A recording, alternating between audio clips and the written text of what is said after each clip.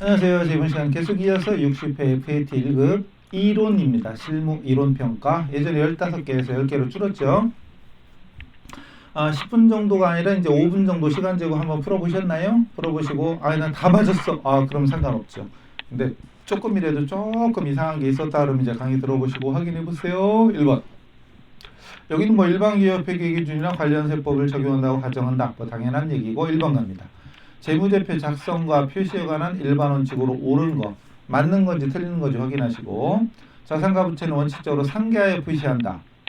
이건 아니죠, 그죠? 이건 아니지. 총액으로 표시하는 게 원칙이죠. 총액으로 표시가 원칙이고, 예외적으로 상계하는 경우도 있긴 있는데, 예를 들어 매출채권과 대손충당금 이런 평가 계정은 상계할 수도 있죠. 재무제표 작성과 표시에 관한 책임은 종업원한테 있다.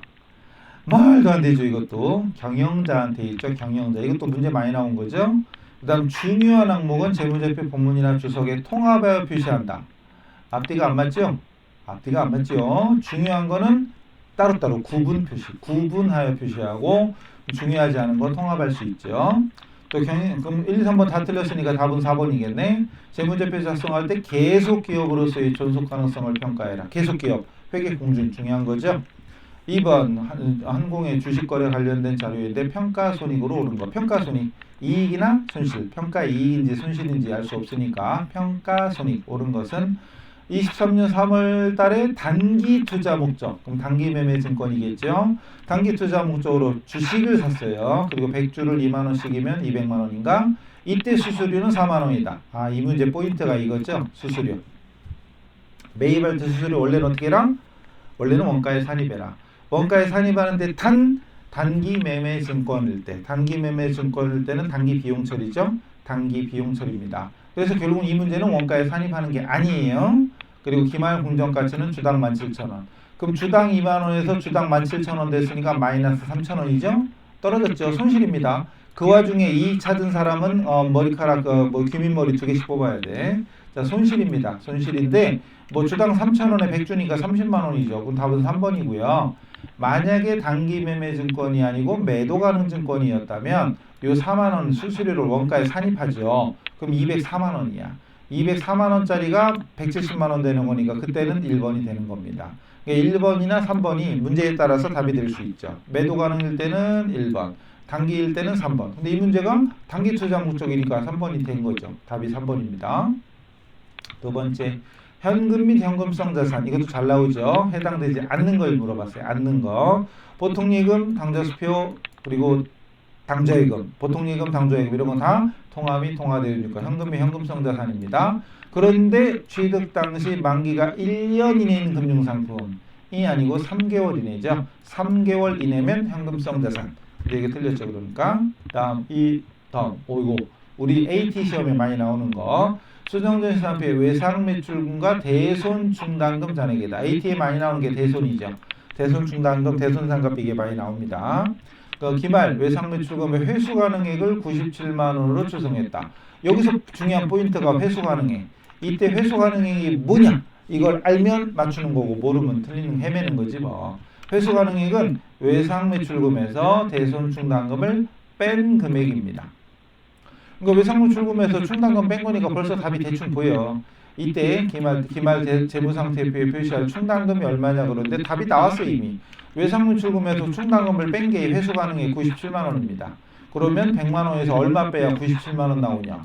3만 원이지. 그죠? 그럼 3만 원이 답이고요. 정답입니다. 근데 3만 원이 필요한데 기존에 8천 원 있었죠. 그럼 나머지 22,000원을 추가로 설정해야죠. 추가 설정. 요거는 손익계산서상 대손상각비. IS 손익계산서상 대손상각비입니다. 그래서 대손상각비 물어봤으면 2번이고 지금처럼 기말 대손 충당금 물어봤으면 3번입니다. 대손 추정액이 바로 3만 원. 추정액. 거기서 이 8,000원 뺀 22,000원이 추가 설정액 대손상각비가 됩니다. 그 다음 기계장치 관리대장인데 23년 말 감가상각 누계액이 얼마냐. 근데 언제 샀냐 보니까 여기 22년 7월 달에 샀네. 22년 7월 달에 사고 지금 23년이면 1.5년이죠. 1.5년. 1년 6개월이니까 1.6년 아니야? 그럼 안 돼요. 1.5년입니다. 그리고 취득원가 1,000만 원의 잔존 가치가 빵이네. 땡큐지 뭐. 내용연수 10년의 정액법 땡큐지. 그럼 뭐 계산기도 필요 없네. 1,000만 원 곱하기 10분의 1.5. 아니면 1,000만 원 나누기 10년 곱하기 1.5년. 엎어치나 매치나 엉딩이나 방딩이나 10분의 1.5. 1,000만 원을 10년 나누면 1년에 100만 원이고 1.5년 곱하면 150이지 뭐.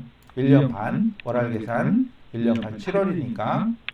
그 다음 한공의 자료가 다음과 같을 때 판매비와 관리비는 얼마냐 그랬죠. 판관비, 우리 비용 중에 판관비랑 영업의 비용 구분하는 게 중요하잖아요. 판관비랑 영업의 비용.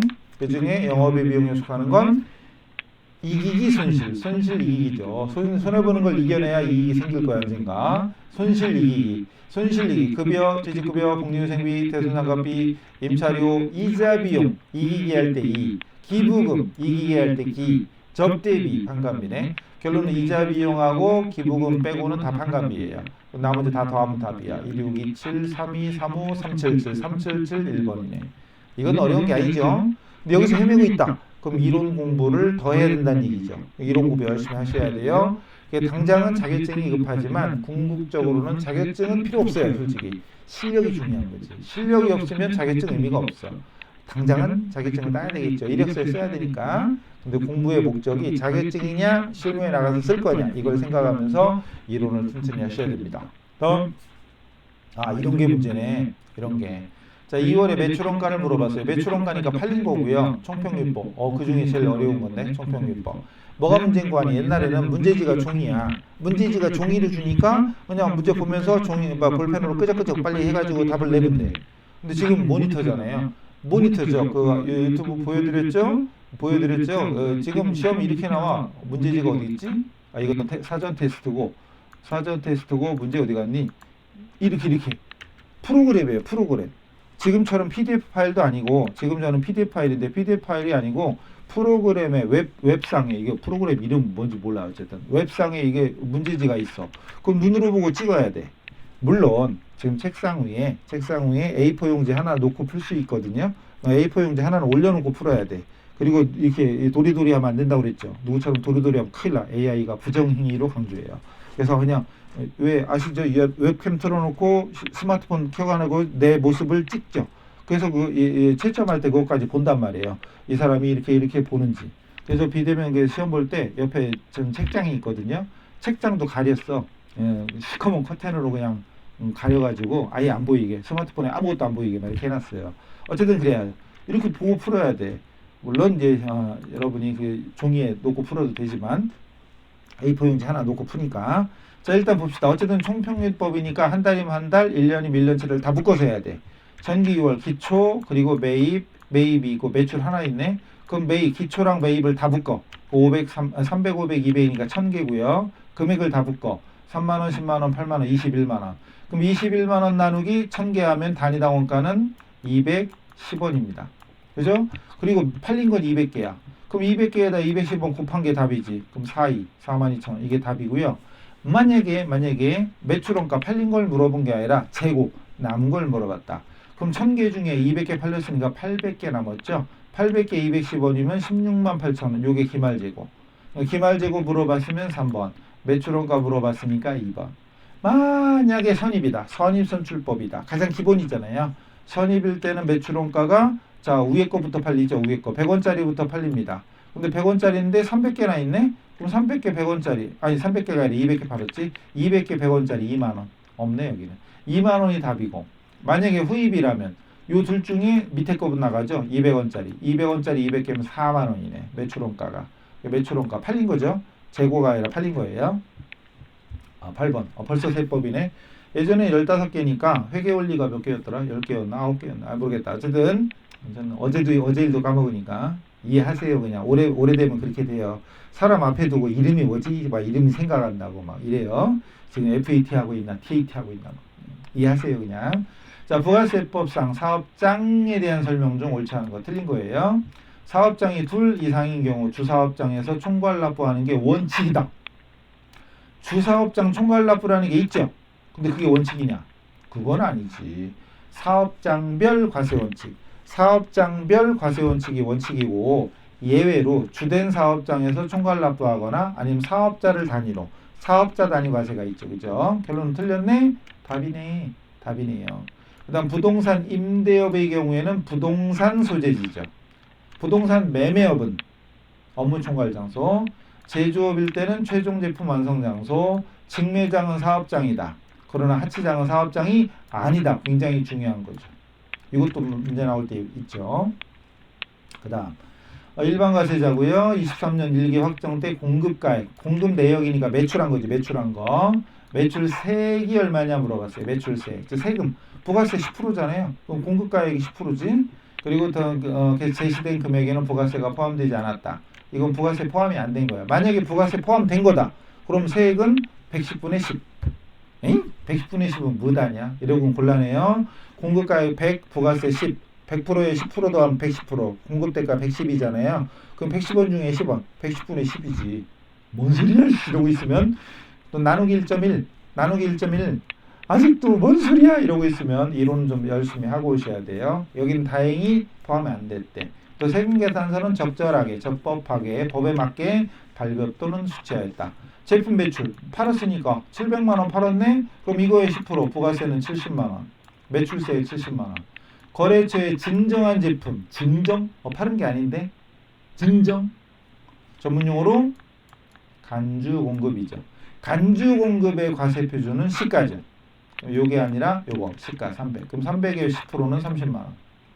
그 다음 내구 신용장 하는 순간 머릿속에 우리 매입 매출 전표 하다 보면 내구 신용장 하면 영세율. 영세율 세금계산서. 영세율이잖아요. 영세율 내구 신용장 로컬 시 영세율 세금계산서. 그죠? 영세율이니까 부가세, 매출세액 제로입니다. 그럼 매출세액은 30만원, 70만원, 100만원. 4번이죠? 4번이죠? 간단하죠? 간주공급이 이 문제의 포인트라고 볼 수 있나? 그죠? 간주공급. 모르면 공부 더 하시면 되고. 다음 세금계산서 발급 의무가 있는데 그거를 면제해주는 거래가 있죠? 근데 그게 아닌 걸 찾으래. 다시 부동산 간주임대료. 간주임대료는 보증금에 대하여 임대료로 간주하여 정기예금 이자에 해당되는 만큼을 임대료로 간주하겠다, 과세하겠다 이거죠. 근데 누구한테 발급해? 세금계산서를. 발급할 수가 없죠. 그 발급 의무가 면제되는 거랍니다. 택시 타고 세금계산서 끊어주세요. 노점상 세금계산서 끊어주세요. 좀 이상하죠. 시금치 2,000원어치 사고 세금계산서 끊어주세요. 좀 이상하잖아요. 이런 경우는 세금계산서 발급 의무가 면제됩니다. 그런데 내구 신용장은 앞에도 나왔잖아. 9번인가? 영세율 세금계산서. 세금계산서 발급해야죠. 답이죠. 그리고 신기하게 이런 문제 나오잖아요. 세금계산서 발급 의무 면제가 아닌 것은 이렇게 나오면 답은 정해져 있어. 항상 내구 신용장이 답이에요. 항상 내구 신용장이 정답이야. 내구 신용장은 세금계산서를 발급해야 돼요. 영세율 세금계산서도 세금계산서는 발급해야 됩니다. 됐죠? 어려운 거 아니죠? 에이 괜히 들었네. 다 아는 거야. 그럼 훌륭합니다. 그럼 훌륭한 거고 에이 하나도 모르겠네. 그럼 귀밑머리 3개 뽑고 정신 차리고 이론 공부 열심히 하셔야 돼요. 아셨죠? 당장의 합격도 중요하지만 진짜 중요한 건 실무에 나가서 업무를 이해하고 업무 처리를 할 수 있는 이 지식. 실기도 결론은 지식이에요. 이 지식이 없으면 실기 안 된다니까요. 그죠? 자, 중요합니다. 자, 그래서 60회 FAT 1급 마쳤는데요. 여러분 하여튼 이론 공부도 열심히 하시고 실기도 연습 잘 하셔도 꼭 합격하시고 합격 끝나면 합격 후기 꼭 남겨주세요. 제발요.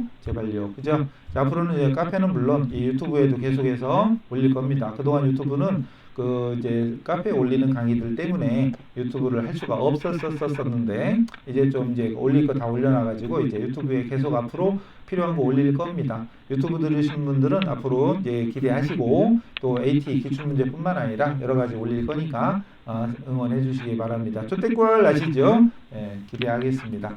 그래서 60회 FAT 1급 기출문제 풀이 강의를 마치도록 하겠습니다. 수고하셨습니다.